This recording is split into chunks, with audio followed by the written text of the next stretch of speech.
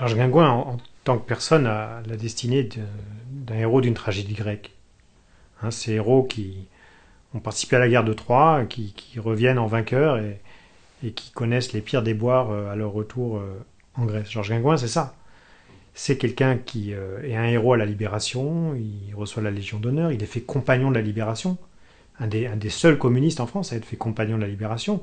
Et là, on est vraiment dans l'élite résistante, hein. Il n'y a qu'un millier de compagnons de la Libération. Voilà, il est élu maire de Limoges à, à 30 et quelques années, alors qu'il n'a aucune expérience politique véritable. Limoges, c'est un symbole quand même, c'est une ville importante, une ville ouvrière, enfin voilà. Et puis ensuite, c'est la tragédie, c'est la descente aux enfers.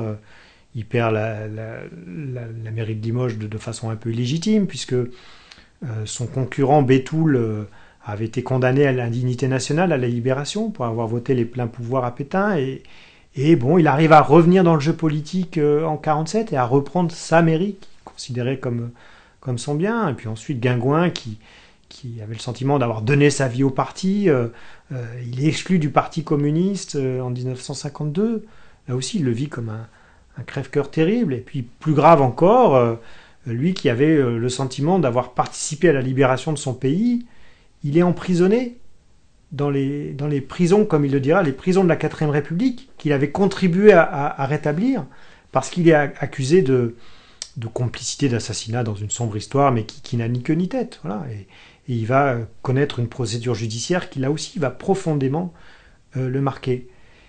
Donc, c'est le destin d'un héros d'une tragédie grecque, et en même temps, peut-être aussi que ce destin en fait un double symbole, et redonne un petit peu de la force à sa légende du côté de ceux qui vont le défendre, parce qu'il y a quand même beaucoup d'anciens résistants qui vont se mobiliser pour défendre Guingouin dans les années 50, lorsqu'il a ses ennuis judiciaires, y compris des résistants qui n'étaient pas du tout de son bord politique, notamment des gaullistes. Il y a un gros comité de soutien qui va se mettre en place. Et puis, comme je le disais aussi, Guingouin va devenir un symbole pour toute cette extrême gauche anticapitaliste mais anti-stalinienne qui, dans les années 60, quand même, se développe. Mais 68, cette extrême gauche-là, elle est quand même très présente et il en est une figure.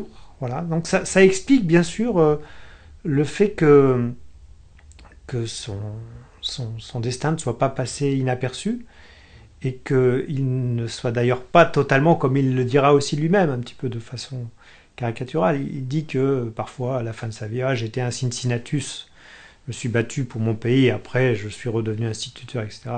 Non, quand on regarde bien les faits, c'est pas vrai. C'est quelqu'un qui a toujours cherché ensuite à faire de la politique, à jouer un rôle local, etc. Y compris encore à la fin de sa vie, où il n'avait plus de fonction officielle. Il continuait encore à prononcer des discours toujours très politiques dans le cadre de commémoration. Et puis il fait partie de ceux qui ont lancé ce fameux appel, ça devait être en 2004 ou 2005, aux côtés de Stéphane Hessel, de Raymond Aubrac, pour appeler les jeunes Français à s'engager et à faire en sorte que l'héritage de la résistance ne se perde pas. Donc on a bien une figure symbolique, oui, à bien des égards.